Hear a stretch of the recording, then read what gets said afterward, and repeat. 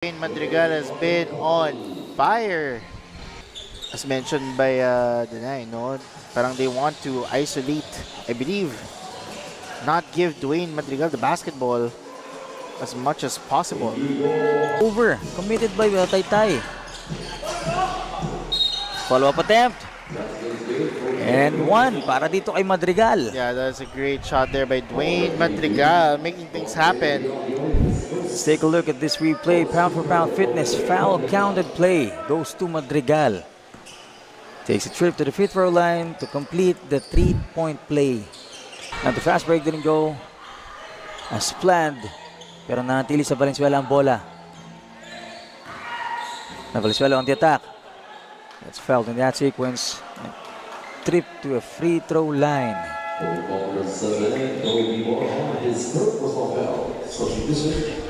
Etong Sia Madrigal. You see the attack there. Di pumasok, but he was able to draw a foul. First one is good. That was a great shot there, extending the lead now to 17.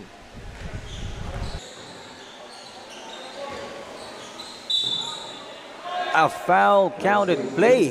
That is a great shot there by Dwayne Madrigal, making things happen with an N1 opportunity. As you can see here in this replay, the bang in the bucket. Pound for pound fitness, foul counted play. Courtesy of Madrigal. Looking to secure the 3-point play. Hindi ko alam kung ano sinabi ni Coach Jamie Rojas of Valenzuela, but it's working. Medyo nagising nga sila this quarter versus compared back. Unfortunately, another turnover committed, and Valenzuela looking to capitalize on that.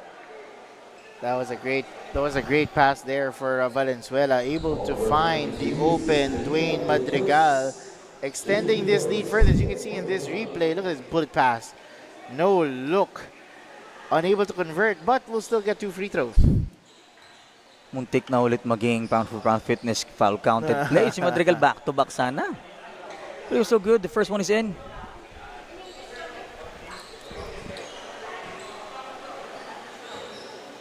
Now let's see the second one. Bang! That was a good shot.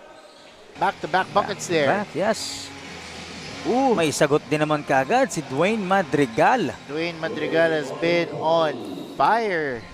Also, let's recognize our Hustle Club Defensive Player of the Game, Dwayne Madrigal, with 9 rebounds and 3 assists from Valenzuela. Together with him is our Don Benitos.